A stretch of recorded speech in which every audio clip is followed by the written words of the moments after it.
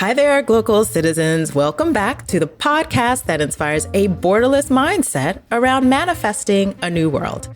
I am your host, Florence Adu, coming to you from another day in Brooklyn. It's quite hot already, so if you hear me panting, it's because the sun is doing its heat wave thing. So remember, folks, climate change is real. In another world and other parts of this country, this time, my next guest is known as the Soul Food Scholar. He is an award-winning food writer, attorney, and certified barbecue judge. Two of his books, his first in 2014, Soul Food, The Surprising Story of an American Cuisine, One Plate at a Time, and most recently in 2022, Black Smoke, African Americans and the United States of Barbecue are the James Beard Foundation Award for Reference History and Scholarship winners. His second book, The President's Kitchen Cabinet, the story of the African Americans who have fed our first families from the Washingtons to the Obamas, was a finalist for the 2018 NAACP Image Award for Outstanding Literary Work in Nonfiction. He is also featured in the Netflix hit docuseries High on the Hog, How African American Cuisine Transformed America. He is currently the executive director of the Colorado Council of Churches, and as such is the first African American and first lay person to hold that position. As well, he is the co-project director and lead curator for the forthcoming Proclaiming Colorado's Black History exhibit at the Museum of Boulder, and so much more. Adrian Miller, welcome to the podcast. What up? Good to be with you. Hi. So let's get started. My first question is going to open a flood of gates. So where are you from? Where are you local? And what is your craft? So I am from Denver, Colorado, which immediately loses me all street cred on the subject of soul food and barbecue. So I have to win people back by telling them my parents are from the South. My mom's from Chattanooga, Tennessee. My dad's from Helena, Arkansas. So these are the food traditions I grew up with eating, even in an unlikely place like the suburbs of Denver. And my craft is, I call it reviving and discovering and sharing stories of African American food culture. And I say reviving because what I found in my research is a lot of our stories have been told. So it's not the typical situation where African Americans have been vanished completely from history. It's just that history was told, and we haven't done a great job of keeping those stories being told. So I call myself a revivalist in that sense because I'm finding these stories of amazing African Americans in old newspapers, magazines, books, and I'm bringing it to a 21st century audience. And we love it. We love it. So Colorado, a subject that's near and dear to my heart. And so how did your family make it from the South to Colorado? So my parents arrived separately. So my mom was getting away from a bad marriage in Chattanooga, Tennessee, and she already had a sister and aunt living in Denver. And so that was a logical place to go. And that's often what you hear with migration stories, right? People go to a place where some family's already there. And my dad was in the military. So he had a short stint in Colorado, and he just kind of liked it. And so decided to stay here. And then they met in church, Campbell Chapel African Methodist Episcopal Church. And that's the church I still go to this day. So that's how they connected. So different routes, and then met in Denver. Okay, wow. So as you all know, listeners, I grew up in Colorado, so that's one of our connections. But we also have another connection, which is the same university. So Adrian and I both are Stanford University alumna. That's kind of the genesis of this conversation. We recently met at the Stanford Black Alumni Summit, which was in Washington, D.C. in the spring. And so I want to understand more about how your craft came to be. So how were you inspired to move? Give us a little bit more about your background, but prior to becoming this food writer, and how that became your craft of reviving and telling those stories. Well, the short answer is unemployment. But the longer answer is, so I was a lawyer by training. So I practiced law for about 4 years, and I hated it. It just got to the point where I was singing spirituals in my office. So I thought, well, I need to do something else. And so I was going to open up a soul food restaurant. But then I got a chance to work for President Clinton in the White House on something called the Initiative for One America, which was an outgrowth of his initiative on race. And the whole idea behind the initiative on race is that if we just talk to one another and listen, we might realize that we have a lot more in common than what supposedly divides us. So I was at the very end of his second term when I did that job. And so at that time in my life, I wanted to be in politics. I thought I would eventually become a US Senator representing Colorado. So I was trying to get back to Colorado to start my political career. And the job market was really slow. I'm not even going to tell you what shows I was watching on daytime television to pass the time. And at depth of my depravity, I said, I should read something. So I went to a local bookstore and I found this book called Southern Food at Home on the Road in History by a guy named John Edgerton. And in that book, he wrote that the tribute to Black achievement in American cookery has yet to be written. So I thought that was interesting. The book was about 14 years old when I picked it up. So I just reached out to him. I tracked him down on the internet, reached out to him because I was just convinced that somebody had done that work. And when I connected with him, I asked him, I said, well, Mr. Edgerton, you wrote these words 14 years ago. Do you still think this is true? And he said, yeah, for the most part, nobody's taken on the full story. So with no qualifications at all, except for eating a lot of soul food and cooking it some, that's what started me on this journey. Mm. So I did make it back to Colorado. I was in politics because, again, that's what I thought I was going to be doing. And so I was like a grad student. So after work and on weekends, I took a lot of time to just research African American food, culture, and history. So I just grabbed everything I could find on African Americans and food. And that research ultimately led to my books. Interesting. So, as a first time author, right, trying to figure this out and come up with the story and write it, what were some of the resources that you went to? You try to get everything that you could, but in terms of determining how you would develop your voice and become the writer that you now are, how did you go about that? So I read 3,500 plus oral histories of formerly enslaved people. And I looked for all references for food and created an index, my own index of that. I read about 500 cookbooks. About half of them were authored by African Americans. And the reason why I read cookbooks that weren't by African Americans is that I wanted to put soul food and other African American food traditions in some kind of context. So I wanted to see, well, what was similar to other cuisines? Where were there possible influences? Things like that. And then thousands of newspaper magazine articles, because we now have companies and the Library of Congress who are digitizing these sources, and talked to hundreds of people about what they thought soul food was, where it was going. And then because I care so deeply about my craft, I decided to eat my way through the country. So I went to 150 soul food restaurants in 35 cities in 15 states. So Wow. yeah, that was pretty much the research. And then it's been ongoing ever since, but that was the main corpus that has led to the basis for all of my books because I wrote first about soul food. And while I was doing that research, I came across a few stories of African Americans who have concurrent presidents. So followed that. And then I had a lot of stuff on barbecue, but followed that even more to write my third book. And it's gonna inform my next books too. Okay. Okay. So we have a bona fide writer. So do you think that your law training and your policy work contributed to your narrative style much? Or, and would you say that that's kind of the framework for it? No, I think the law training helped for my craft in the sense that it helps me to be more careful, to think more logically, and try to organize well what I'm doing in my books. And every time I write a book, even the sub arguments, right? Because a book is an argument, right? I'm saying that, hey, I want you to see this in a different light. Like I want you to see soul food in a different light and understand how complex and beautiful it is. With the presidential chefs, I wanted to say, I want you to understand that these group of people not only nourished our first families, but affected our nation, not only in terms of food, but civil rights. And then with barbecue, it's like, hey, it's messed up. Y'all can't talk about barbecue without acknowledging African American contributions. And so an argument requires logic. And I know that's not as fashionable these days. A lot of times argument passes for emotional gut appeals, and that's enough. But in an argument, you have to figure out, okay, what's the point I'm trying to make? What's the evidence to support that point? And then how can I marshal the evidence in a persuasive way to make my point and try to persuade the person to agree with me?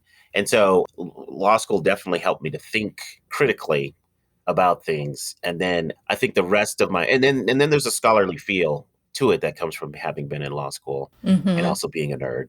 And then the other part of it is just rounding it out with my personality and humor because I want people to feel like when they're reading my books like they're sitting down and chilling and just talking to me. And I want the material to be accessible And so all of those things are really important to me. So yeah, so being in law school definitely helped shape me as a writer, but I would say a lot of other things came into being Sure. to give my craft a certain vibe. Sure. Makes a lot of sense. So let's take another step in the time. So you were in Washington, D.C., and you wanted to get back because you had political aspirations in Colorado. And so we know that that's kind of the why, the where of it. But let's drill down into the grand state of Colorado, our colorful land. Tell us a little bit more about why, the where. So how did you come to be working, playing, and living where you currently reside and live, and where you're doing your work specifically? Yeah, so I returned to Colorado to get into politics. That was the main motivation, and that's not something I want to do now. Mm-hmm. So my current day job, because this writing stuff is very fun, but until very recently, it wasn't lucrative. So that's changing. But my day job is I run something called the Colorado Council of Churches, which is a organization that gets church folks to get to know each other beyond their denominational silos, and then we collectively do social justice work. So that's the day job. So that keeps me rooted in community here. And not only am I an advocate for African American food culture, especially how it plays out in a place like Colorado, but I'm becoming known increasingly as a Colorado food advocate, Mm-hmm. particularly in barbecue. Mm-hmm. So, yeah, so I feel connected to this place. It's home. It's a beautiful place. It's grown. Denver has grown a lot, but it's still the place that I call home the most. I can't imagine living in too many other places voluntarily. So, Mm-hmm. Right. yeah. What part of the city are you in? I'm in the southern part of the city. So the closest big kind of intersection would be Hamden and I-25. Okay, South Denver. Yeah, so very southern edge, right on the border with the Denver Tech Center. Got it. Okay. We know that area. You have a clear view of the mountains as in most of Denver. Yep. So quite nice. Okay, so your work in the day job space is actually quite interesting. So how did you find yourself in that work in terms of running this organization, and how are you finding, particularly in the current political climate, spiritual climate, all of those things, how are you seeing that work evolve over time? So it started out with my work in politics. So when I got back to Denver, I worked at a think tank, progressive think tank called the Belt Policy Center. And so I did outreach work. And so being a person of faith, I felt like the progressive part of our political spectrum in the United States often it shies away from forming bonds with people of faith. I think there's a wrong assumption that people of faith are extremely conservative and not interested in progressive values, which, like any group of humans, there's going to be a spectrum. And so I thought it was really important for progressive people and progressive policymakers to connect with progressive people of faith. So I started that work, and then I continued that when I was working for Governor Ritter. And it was really in those years of doing outreach that I connected to the Colorado Council of Churches and found them to be allies on a lot of important issues. And then after my stint with Governor Ritter ended, the guy who was running the Colorado Council of Churches said, "Hey, you ought to think about applying for my position. I'm going to retire." And I was like, "No, come on. No, I'm not a preacher." And he said, "No, you don't have to be. You just have to have a heart for social justice, which is what you do." So I just applied because I thought, well, this guy thinks so much of me. I need to actually apply. And then I ended up getting the job, much to my surprise. So you mentioned that in the sense of, being a writer, you have to have a day job in some cases. And so the economics and the process of actually getting your books published. So you did all this research. It was your passion project. You thought it was very interesting. So how then did you find the right publisher? And I'm wondering, are you with the same publisher, the right publisher and the right team to work with you to get these stories out? So I lucked out, because for a lot of first-time writers, especially someone who does not have a reputation in a field, Mm-hmm. it's hard to get a literary agent who will shop your book to publishers. And it's even harder to get a publisher interested in you directly without going through a literary agent. So I had joined, and I was part of something called the Southern Foodways Alliance. Mm. And I was doing some programming for them. And I gave a very short speech on why red drinks are significant to African Americans. And after that, senior editor at the University of North Carolina Press named Elaine Maisner came up to me and said, "Hey, I want to talk to you about your book." Because one thing that I did, and some people don't do this, but every chance I got, I told people I'm working on a book on the history of soul food. And I always encourage writers. I say, look, just share your dream because you never know what's going to happen.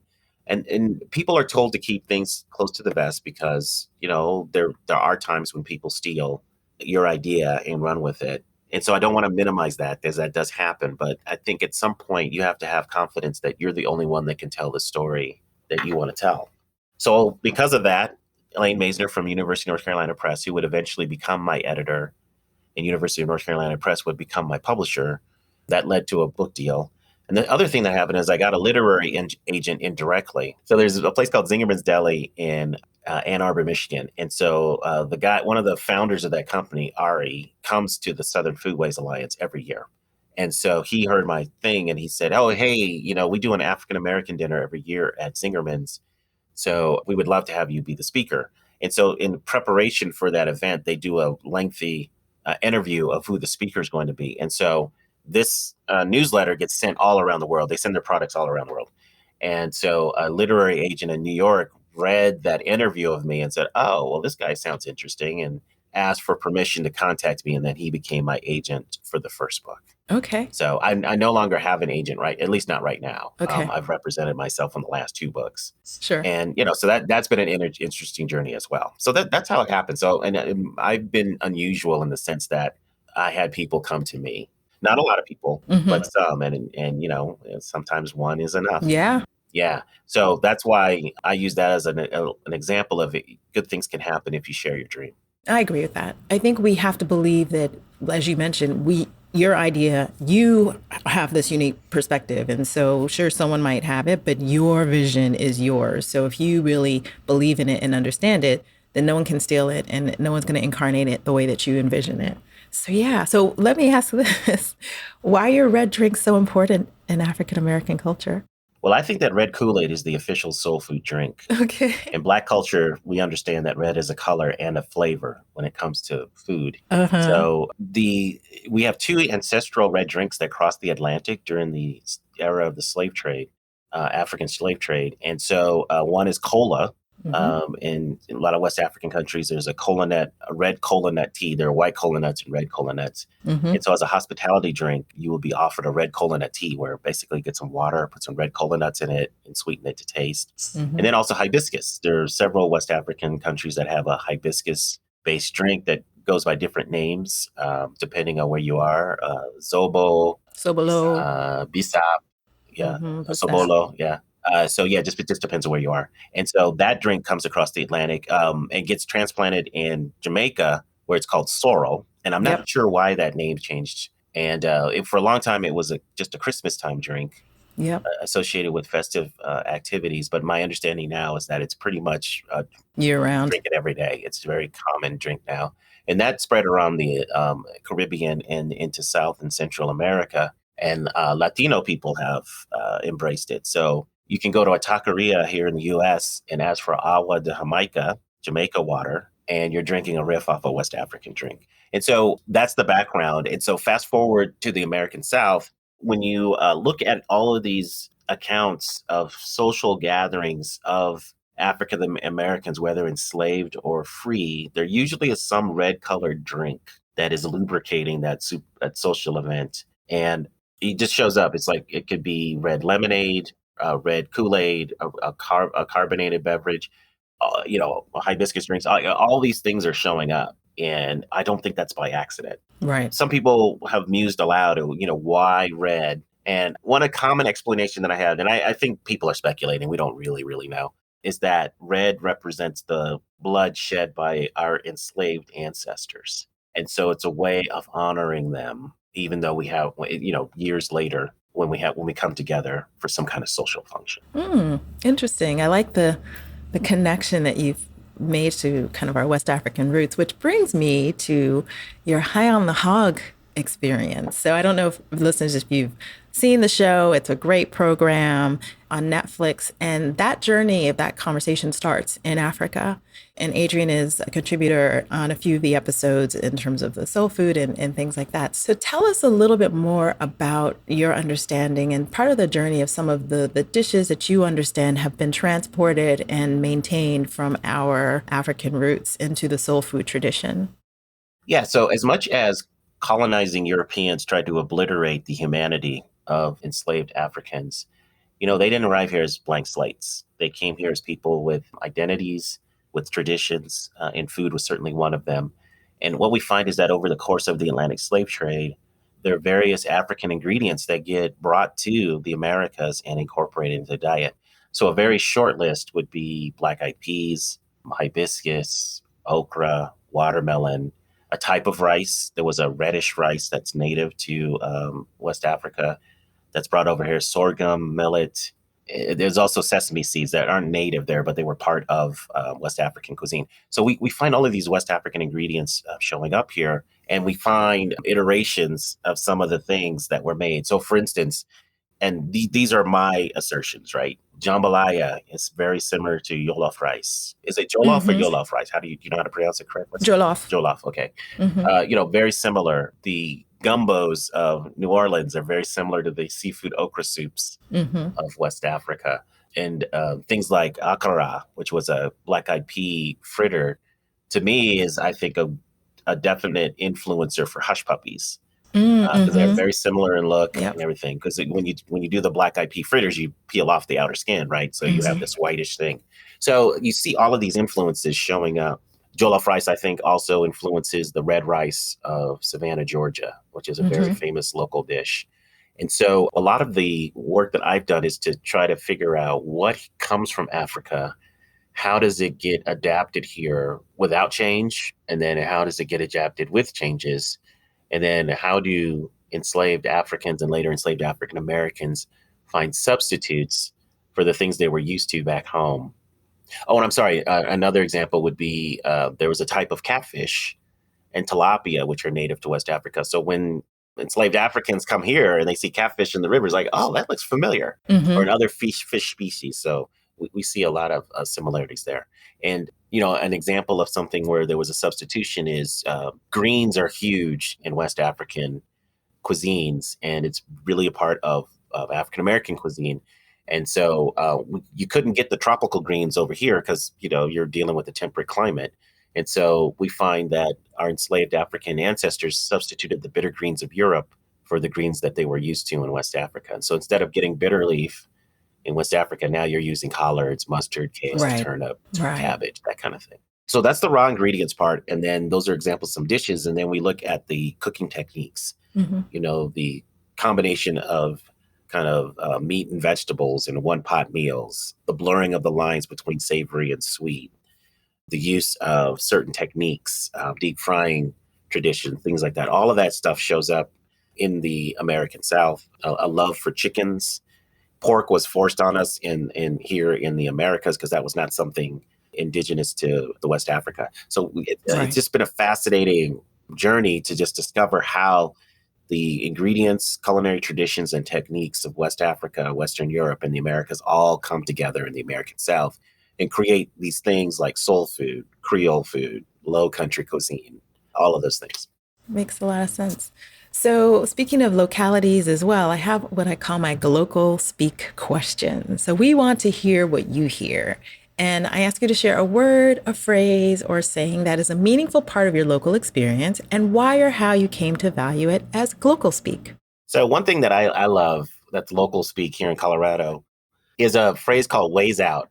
Oh, yeah. You don't hear it in a lot of other places. You really don't.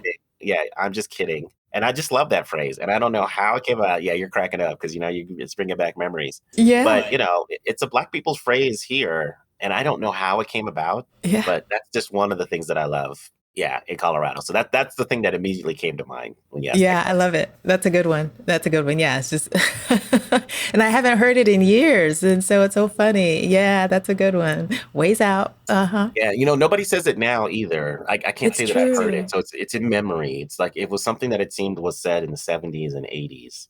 Yes, I think by the 90s it was phased out because I remember my sister's friends, that was something that one in particular, that was her go-to word. And so, cause she was a jokester as well. So yeah. Wow. I think it's time to bring that back. Yeah, I think so. Cause it's cute. It's a cute saying. So yeah, I like that one. Nice. Okay. So let's talk a little bit more about some of your current projects. So this new project that your latest book, no, let's start with your latest book, which was recently awarded a James Beard Award. Congratulations. Thank you. And so tell us more about this barbecue cred that you now have. Like you mentioned, Colorado doesn't have barbecue, but I remember so many barbecue traditions. Like one of my girlfriends, her father owned Sam Taylor's Barbecue, which is at the City Park Golf Course, and then moved to Cherry Creek. He's retired, so that's closed down. There are so many, so many. So tell us more about your Colorado barbecue experience and then how that is now this, more international, national role for you. Oh, and let me clarify. So Colorado has always had barbecue. I guess the thing is that we aren't known for it. Sure. And we've had African Americans doing barbecue since the mid 1800s. And we have long, long traditions and actually small world moments. So Sam Taylor and his wife went to my church. Oh, okay. So I probably know your girlfriend. Yeah, Jana. So yeah. Shout out to Jana and Seth. Yeah. And so it's been really interesting to talk about the legacy of barbecue in Colorado, to talk about people like Columbus B. Hill, who in the late 1800s was doing barbecues for 25,000 people in central Denver, to talk about people like Daddy Bruce, longtime barbecue people in Denver, and his son as well, who did a lot to shape barbecue in the state. Also, people like Sam Taylor, a beloved spot, Winston Hill, former New York Jets offensive lineman who ran a spot, and now his daughters are carrying on that legacy. So yeah, there's a lot of barbecue culture here. And the interesting thing about Colorado barbecue is we were known for bison and lamb. So in Colorado was known for lamb so much that if you went to a knowledgeable butcher and asked for a Denver rack, they would give you lamb ribs. And for whatever reason, we just got away from that heritage. I'm trying to actively bring it back. I'm trying to engage some entities so we can have a contest to create a signature Colorado barbecue dish. Okay. Yeah, I like that. It'll either be lamb or bison, maybe one of each. We'll see. Okay. Yeah, and bison makes a lot of sense because it's very local. Yeah. So we had restaurants here, not only in Denver, but up and down the Front Range. There was a guy, Melvin, I can't remember his last name, but there was a guy for years in Fort Collins, people in Colorado Springs, especially with the military. Mm-hmm. You had a lot of people coming in and out, barbecue joints there, Pueblo.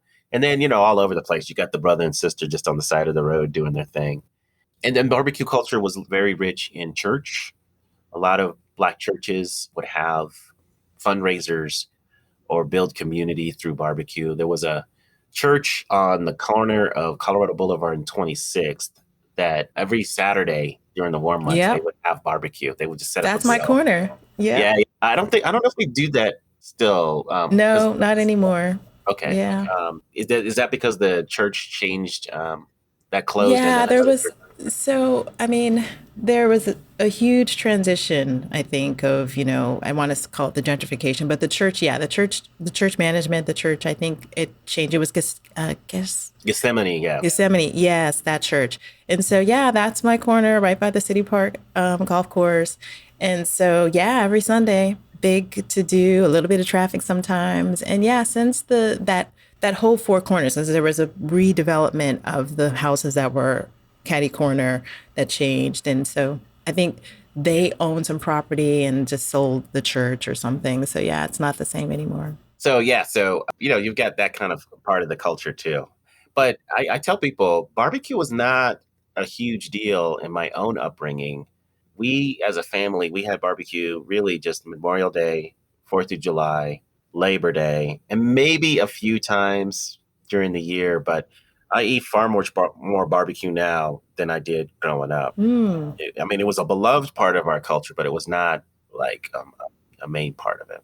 Right. I think a little of that is just kind of the changing of lifestyle. I think people's lifestyles have moved outside more. So people are grilling, on a daily basis in the summer sometimes. So you're just having more of that happening. And I think socializing has changed a bit. So there's just more Saturday City Park barbecues, that type of thing that's going on. Well, the other thing is just barbecue is hugely popular, much more than it was 30, 40 years ago. Mm-hmm. That's true, too. Hugely popular. I mean, the number of barbecue restaurants that we have now compared to 30 years ago is just staggering. So true. Yeah, that is true. And so if you were to kind of try to pinpoint why that potentially is in looking at an industry perspective. Would there be an industry impetus, or and in which part would it be the suppliers, or would it be the food, like the chefs, the restaurant culture? What would you say? It's television. Oh, okay. So Yeah. the Food Network Mm-hmm. emphasis on barbecue programming, turning fine dining chef Bobby Flay into a barbecue expert. Mm-hmm. The shows that he ran in 2004, they started really doing a push on barbecue programming, and they've done that ever since. And then the other game changer was Discovery Channel's. Well, I don't know if it was on Discovery Channel, but anyway, Barbecue Pitmasters.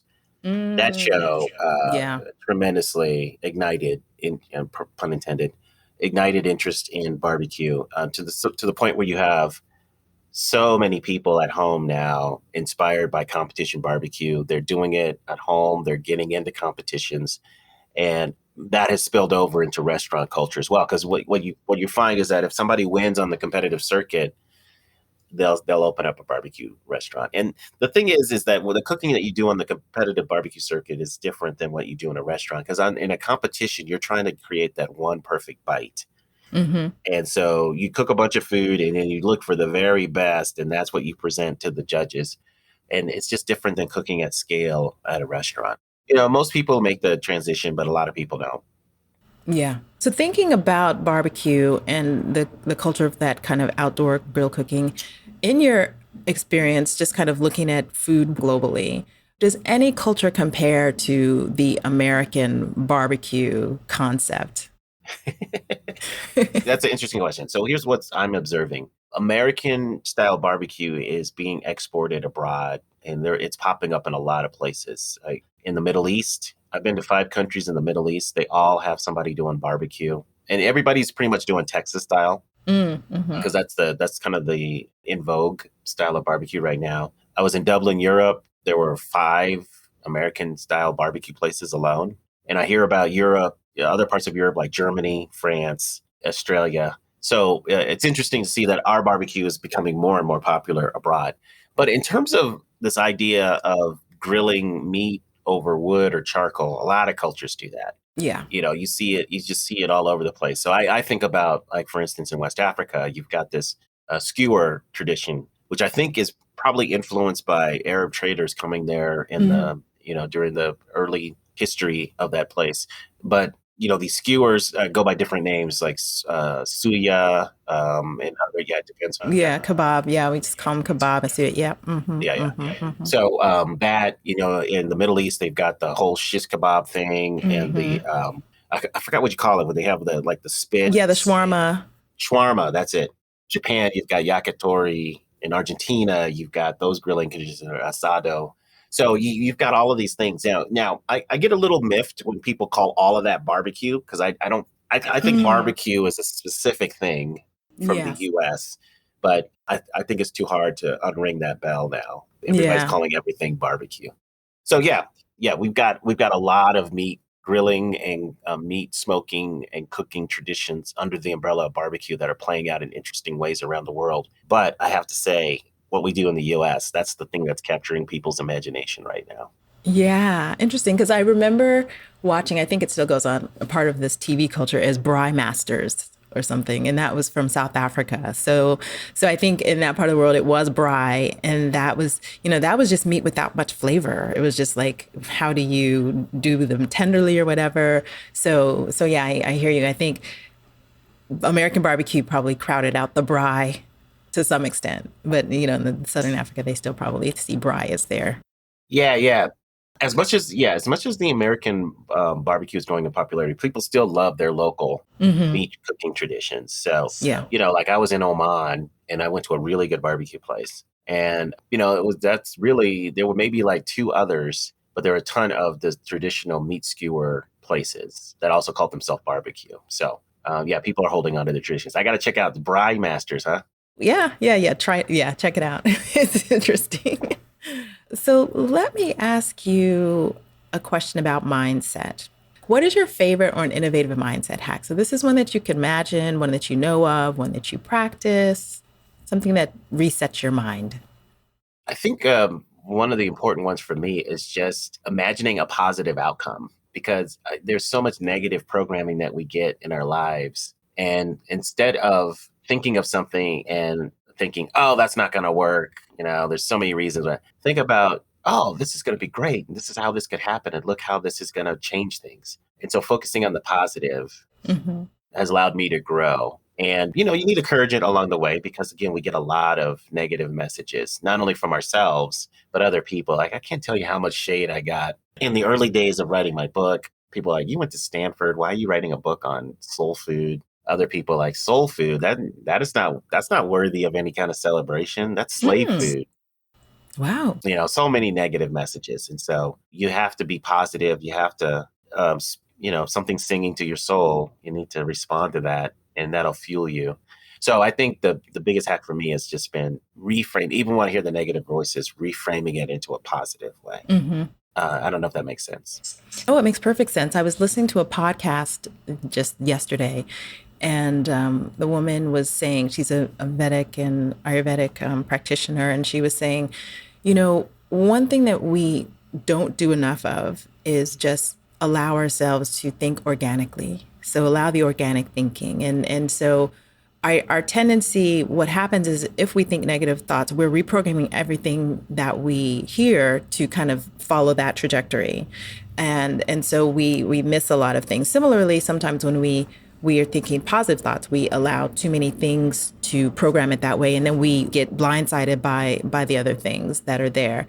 But to the extent that you've reframed it by saying, imagine this, and you've seen something play out, it is organic because it's part of the organism that is you, that is visualizing this story for yourself that makes a lot of sense, and then it speaks deeply to your core in that regard. So I like that one. That's a good one. Yeah, cool. Okay, so let's turn the conversation a little bit into, you mentioned about the kind of the naysayers, the people who are like, oh, well, you did this. Well, why are you writing this particular story or what have you? What is next? So what is your next work? So you've come and you've mentioned that you have some other projects that are in mind and coming forth. What's the next? So one thing I'm thinking about a lot is history of African American street vendors and an exploration of how they shaped the food scenes of a lot of our major cities. Mm-hmm. So it would not only talk about the foods they sold, the composed dishes they sold, the foods they introduced, the foods they popularized. It would talk about their business acumen, how they represented African culture in the way they dressed, the way they sang their street cries, the food that they sold.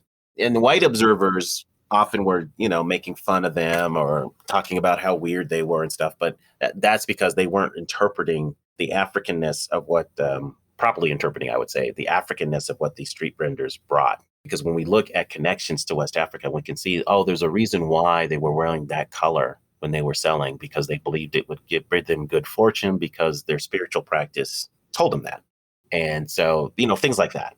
Mm-hmm. And then I want to have like maybe a compendium piece of music that would include the street cries of these street vendors, because believe it or not, back in the 1700s, 1800s, somebody took the time to write down the street cries and apply them to scales. So we have the sheet music, basically, of the street cries. So it's just a matter of finding somebody today who can sing those songs, and we can bring that back to life. And you can feel what it was like in 1880s New Orleans to be on the street and have this person want you to buy their akara or their pralines or whatever it was. Right. Wow, that's so interesting.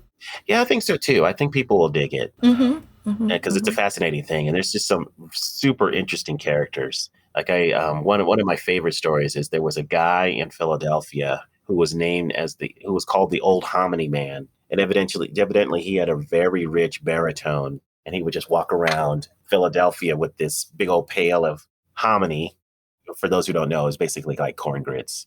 Yeah, not exactly the same, and he was known for that. And some of these street vendors were such great entrepreneurs that some of them were quite wealthy. I mean, one of the most popular examples is a woman nicknamed Pigfoot Mary. Her real name was Lillian Harris. She made so much money off selling pig feet on the streets of Harlem that she was able to acquire substantial property, and have a lot of money. Wow. So this was a way for people to have a very comfortable life. And in your place of telling the story of food, because food is so important to people, and part of the challenge, I would think that some of the blowback that you would give is that, oh, soul food's not healthy. Why are you promoting it? This, that, and the other. So how do you kind of contend with like the idea that there are health challenges and really kind of setting the story or maybe changing some of the ideas around how do we make soul food healthy, or do we make soul food healthy? Is it moderation? What have you? What are some of your thoughts on that? Yeah, so this is to me a function of the unfortunate narratives that have been aimed at soul food. So, one is that this is slave food, not worthy of celebration, which is part of the story. But if you actually look at soul food's history, it's much more complex. Yeah. You're weaving in the food traditions of three places: West Africa, Western Europe, and the Americas. And so it's not all just about what enslaved people ate.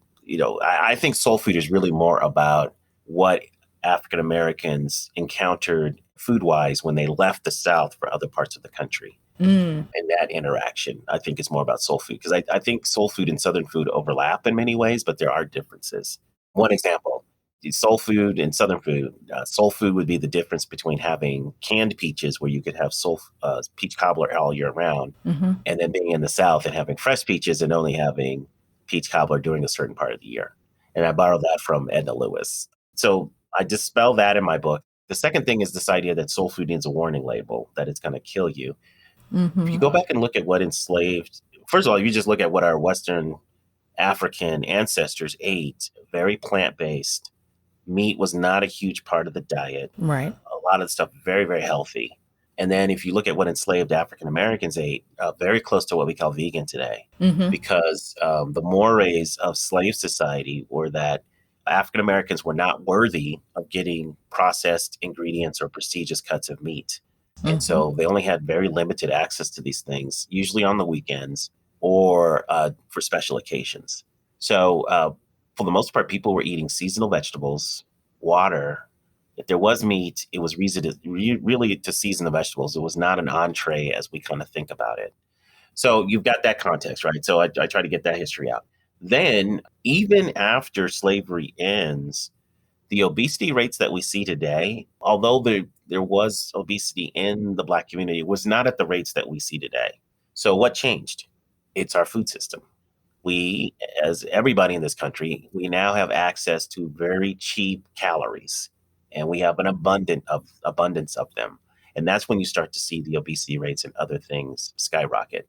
So as much as soul food gets blamed, I tell people, I think you're not giving a full picture, Right. because I think a lot of the people that are suffering health consequences, it's because of the consumption of fast food, Yeah. cheap food, convenience food, junk food. All of that stuff, I think, is in the mix.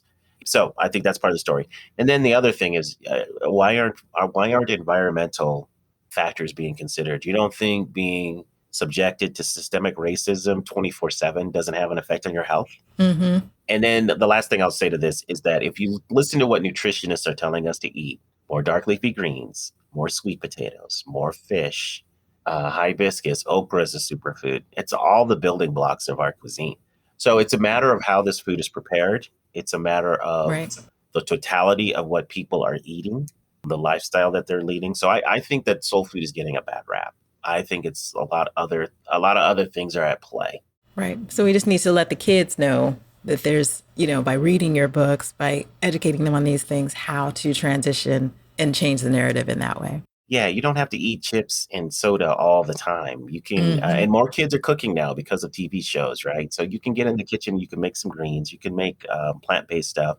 Vegan and vegetarian is the hottest trend in soul food right now. There's a lot of creativity in those spaces. So my hope is that we start to reconnect to the foods of our past and embrace the exciting things that chefs are doing now to create ways to create healthy food that's enjoyable, fun, and fun to eat.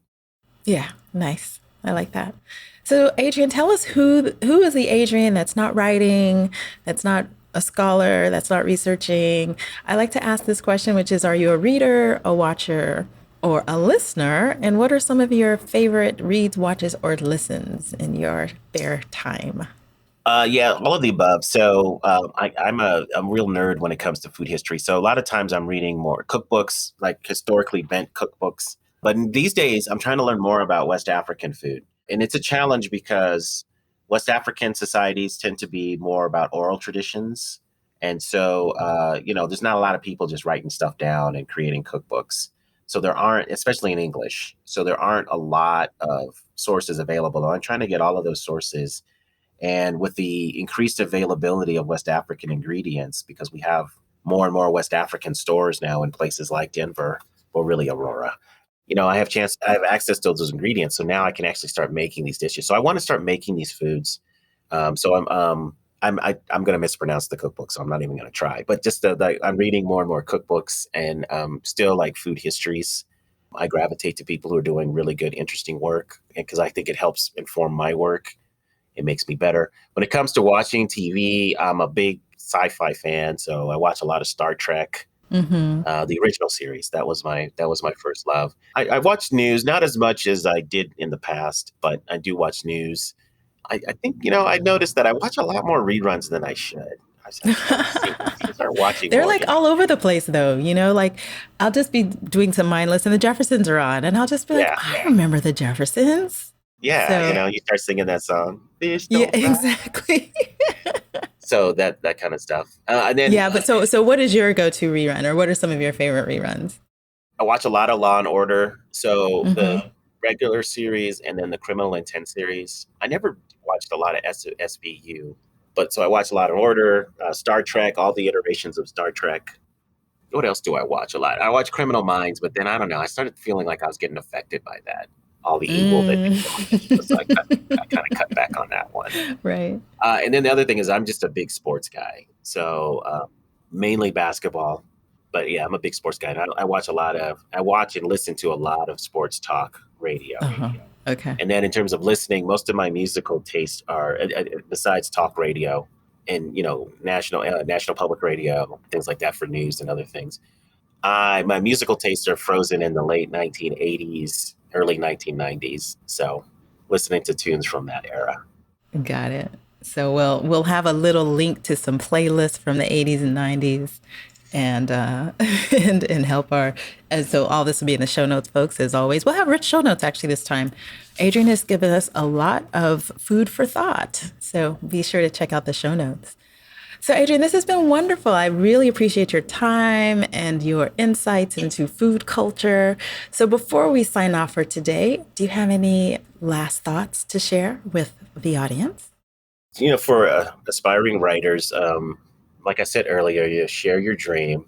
The second thing is to do the work. There's a lot of people taking shortcuts and making up stuff. And in our time, because there's such a flood of information, it saddens me that people do that because they kind of know that nobody's going to take the time to really check sources and stuff. So, do the work, share the dream. And then the other thing is just really, you need to believe in yourself, especially if there's something that's singing to your soul. Try to pursue that as best you can, but do not give up the day job until you're making enough money with the dream. Right. Do not give up the day job. Exactly. That is a wise sentiment. So thank you for that. All right, listeners, this has been another episode of the podcast. You can catch us each and every Tuesday with new episodes at glocalcitizenspod.com or wherever you get your podcasts, Apple, Google, Amazon, Spotify. You get the drift. Leave us a review, tell a friend. It helps people find good content. And you can find Adrian at Soul Food Scholar, I think on all platforms, right, Adrian? That's right. Yes. So check out the Soul Food Scholar and his website, which is his name, or just clarify, because I think there might be a middle initial in there, or is it? Yeah, there's an E, because there's another Adrian Miller. Can you believe that? So there's an Adrian E, but if you just do soulfoodscholar.com, it'll get you to the same place. There we go. Soul Food Scholar. Wonderful. So yes, check us out, folks. And until next time, bye for now.